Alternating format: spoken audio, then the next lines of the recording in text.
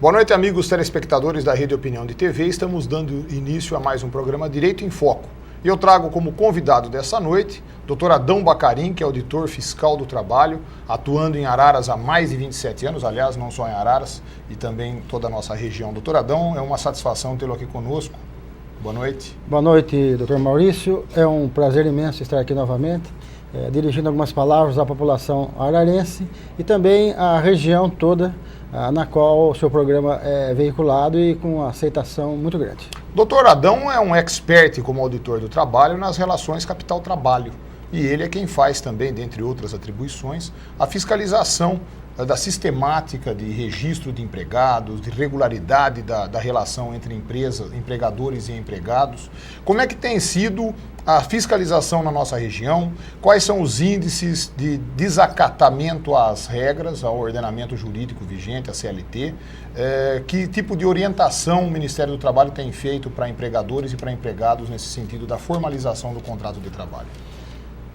Atualmente, na cidade de Araras principalmente, que é onde eu exerço a maior parte das minhas atividades, a situação é considerada controlada, uma vez que as empresas têm prestado sim, bastante atenção na legislação e aqueles problemas de 10 anos atrás, de muitos empregados sem registro, que não se cumpria a legislação trabalhista, isso diminuiu bastante, através da Justiça do Trabalho e das fiscalizações, das imposições de multa.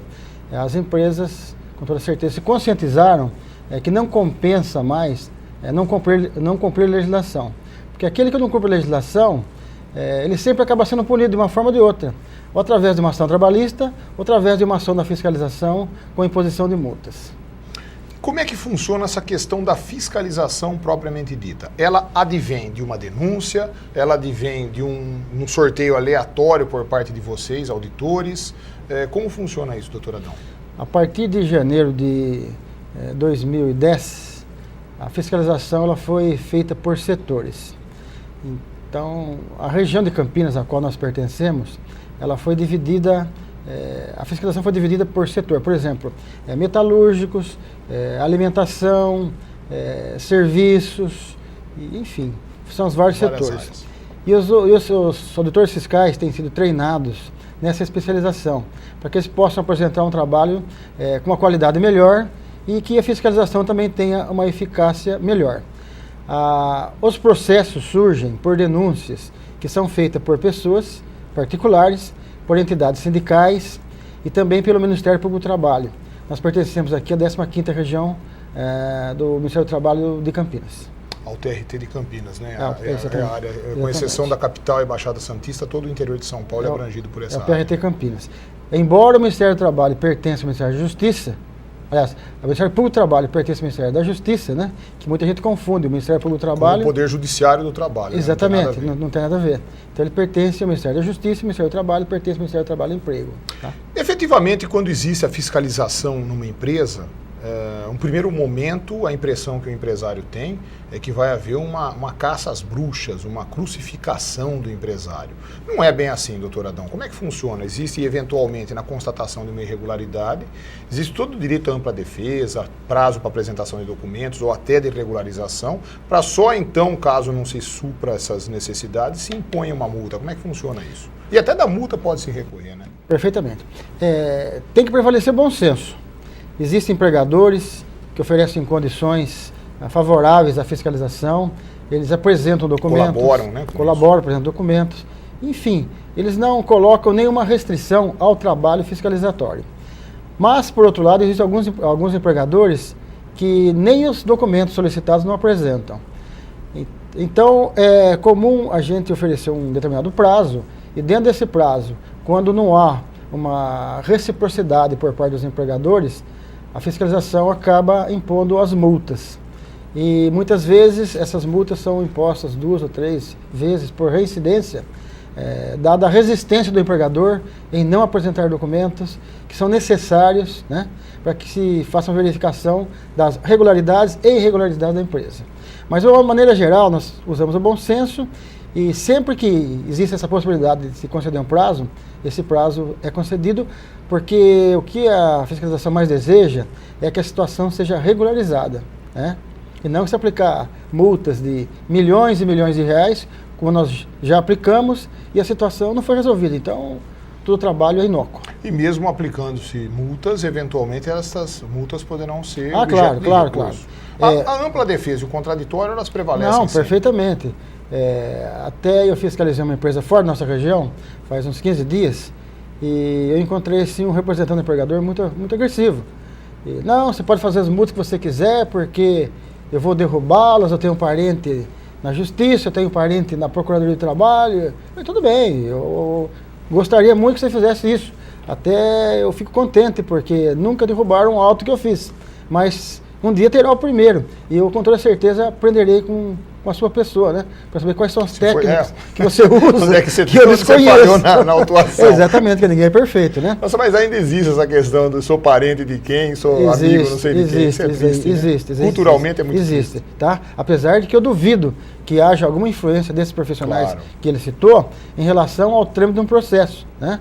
Porque realmente, se existisse essa influência, ele seria inteligente e ficaria quietinho, não ficaria divulgando, né? A tentativa é amedrontar a fiscalização para que o trabalho da fiscalização não se conclua com êxito. Ou seja falho, né? Eventualmente ele disfarça, busca disfarçar alguma coisa. Com toda certeza. Com relação ao contato de vocês, auditores fiscais, com as entidades sindicais, como é que é o diálogo, como é que é o trabalho conjunto entre vocês quando se trata de assuntos de interesse de um grupo, né? um grupo de trabalhadores, por exemplo?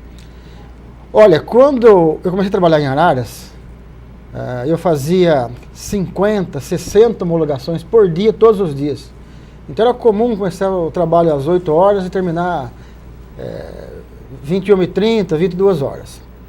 Até que nós adotamos, assim como sendo pioneiros na região, o encaminhamento das pessoas para os sindicatos, né? Alguns sindicatos não existiam em Araras, acabaram surgindo por causa dessa necessidade. Ou abrindo até representações. Com toda certeza. E nós sempre defendemos a tese de que o sindicato, tanto patronal quanto de empregados, tem que ser um órgão próximo à cidade ou da própria cidade.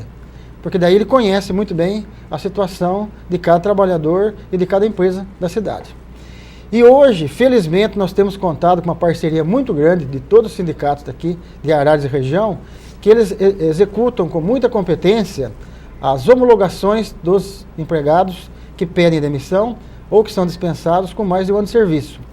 E com toda certeza, se esse volume de trabalho fosse encaminhado ao Ministério do Trabalho, nós não teríamos condições humanas de atender essa demanda, visto que o número de fiscais diminuiu substancialmente e os concursos que foram feitos recentemente não supriram as necessidades para que essas vagas que foram deixadas por morte, por doença, por aposentadoria, exatamente, fossem consideradas, fossem preenchidas novamente. Então, efetivamente, com relação a rescisões de contrato de trabalho, via de regra, elas são feitas perante o representante sindical, a partir de um ano de vínculo de emprego. Mais de um ano de serviço. Não havendo a representatividade sindical na base, ela é feita perante o Ministério do Trabalho, mediante agendamento também. Perfeitamente. Aliás, é importante a gente frisar aqui, doutor Adão me corrija, caso seja necessário, é importante o empregador, quando fizer uma rescisão, mesmo que haja uma dificuldade no agendamento para essa rescisão, isso não impede, não o tira a obrigação de pagamento das verbas de rescisórias no prazo legal, né? Sob pena de incidência de multa. Exatamente. Muitas empresas ainda, elas são assim, negligentes em relação ao prazo. Porque a lei estabelece que o aviso prévio trabalhado tem que ser, os valores da rescisão tem que ser pagos, né, no dia seguinte. Ela não fala homologado no dia seguinte, diz pago no dia seguinte. E os avisos prévios indenizados, a empresa tem 10 dias de prazo para que ela faça os depósitos da importância da rescisão. Agora, quando esse procedimento não é feito pelas empresas, ocorre a multa administrativa e a multa de um salário contratual também a favor do empregado. Que é uma situação constrangedora, tanto para a empresa, quanto a fiscalização, quanto para o empregado. Então é bom que se preste bem atenção nessas datas, nesses prazos, para que não aconteça esse erro acarretando prejuízo para a empresa e também uma situação desagradável para o empregado e para a fiscalização. Grosso modo, da onde vem essa negligência? Falta de assessoria, má assessoria ou nenhuma assessoria? Olha, não existe assim um motivo específico. Alguns motivos, assim, particularmente, a gente pode até considerar que seriam justos. Por exemplo, recentemente apareceu uma homologação que a empresa comprovou que realmente ela não tinha dinheiro na época para fazer o pagamento. Mas, mesmo assim, a multa é devida. Porque aquilo que é tratado emocionalmente não pode ser confundido com o que a lei determina. Isso porque o risco do negócio é do capital, não é do trabalho. Com toda certeza. Então, o que acontece? A multa é devida em qualquer circunstância. Mesmo que o empregador comprove, olha, alguém estava devendo e não pagou, e por isso também não paguei, e logicamente o prejudicado foi o empregado, que não vai receber no prazo, a multa é devida em todas essas circunstâncias. Muito bem, eu estou conversando com o doutor Adão Bacarin, que é auditor fiscal do trabalho, trabalha aqui em Araras há mais de 27 anos. Mande sua sugestão, sua participação para o nosso programa através do Direito em Foco, @mauriciomarangoni.com.br. A gente vai fazer um breve intervalo e volta daqui a pouco para o segundo bloco. Até já.